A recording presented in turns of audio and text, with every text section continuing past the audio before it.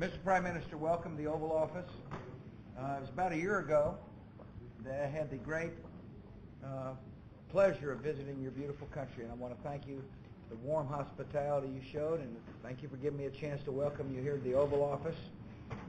We had a very extensive conversation. Indeed. And that's what you'd expect among friends.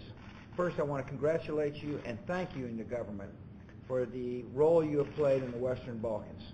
You've been a constructive force for stability, a constructive force for hope. You projected a hopeful future and for the people in Kosovo and Serbia, and I want to thank you for that. It's really important that there be leadership in the neighborhood, and you provided it. Secondly, I want to thank you very much for your nation's strong contributions to helping others realize the blessings of liberty. Whether it be in Afghanistan or Iraq, I fully understand how difficult these issues can be.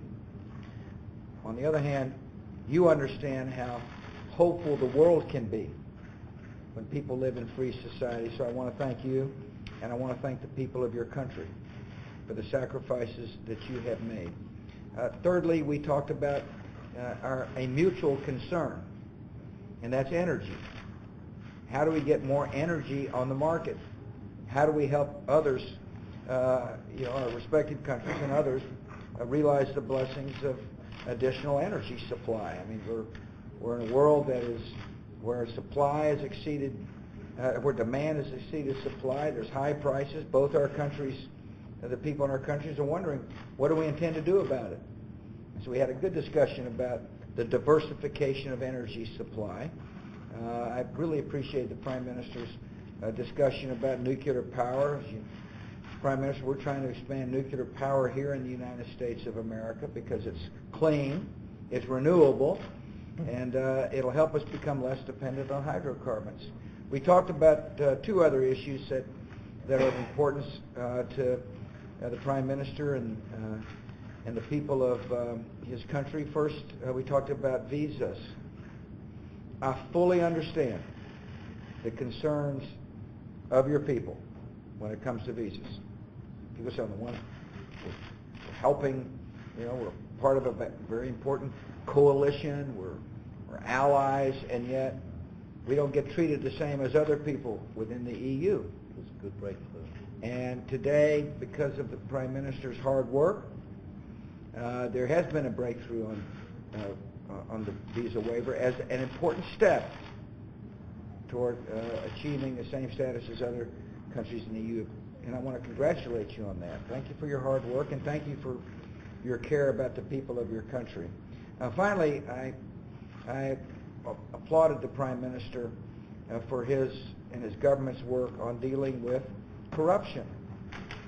I reminded the Prime Minister that all of us got a responsibility to deal with corruption. When we find corrupt officials in the United States, we expect them to be, within the rule of law, be dealt with. And that's what you're doing. And the people who ultimately benefit from that decision are the people of your country. I mean, I know they appreciate your tough stand. Nobody wants to have a government where it looks like a few benefit at the cost of many. And so your tough stands have made a big difference. I'm proud that you're here. I want to thank you for it. You're a good, young, strong leader. And that's said from an old guy. Thank you, Mr. Welcome. Thank you. Yeah. Well, thank you, Mr. President, for the good words about Bulgaria, indeed. And my assessment is that our relations have reached the level of strategic partnership.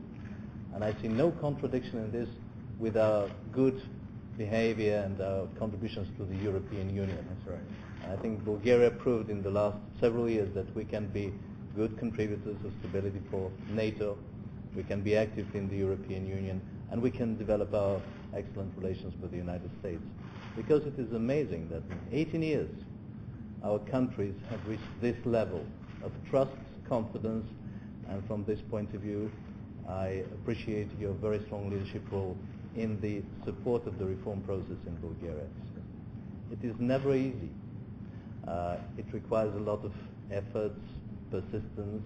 Results do not always come overnight, but they develop. And everyone who comes to Bulgaria after several years of absence is saying the country has made great progress.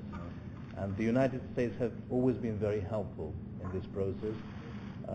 I must say that we see our role in the region as a country which is bridging and guaranteeing stability both for the Western Balkans and for the broader Black Sea area, which are very important.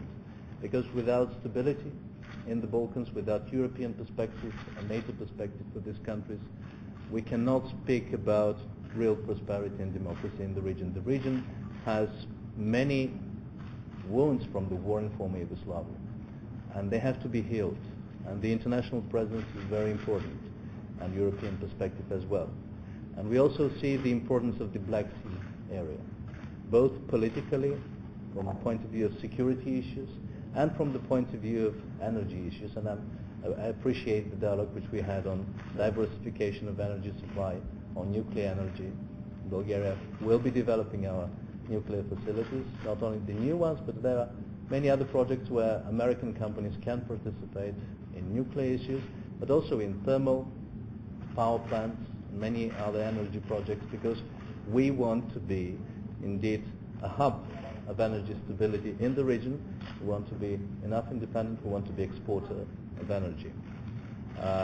We are good partners in Afghanistan, in Iraq, in Kosovo. And Bulgaria really is not simply a beneficiary of our membership in NATO or the European Union, but we are a contributor because we know our responsibilities. And we shall not give up from these responsibilities because there are many challenges around the world. We have to overcome them together with our friends and partners. I thank you very much for this support and for the American experts who worked on this declaration on visa waiver. You, Mr. President, was the first to say that this is not a normal situation when two nations have such confidence, when we have 200,000 Bulgarians living in the United States, more and more Americans coming to Bulgaria to have this obstacle for normal human contacts.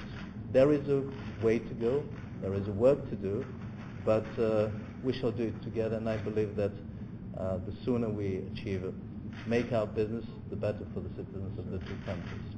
And finally, thank you also for the support in the reforms in the fight against organized crime and corruption. Bulgaria is a nation which became a member of the European Union, which is modernizing. Our economic growth is excellent. Our performances in economy are good. And we see the reforms in fight against organized crime, corruption, the judicial reform as a very important further precondition for our economic growth and for the development of the nation.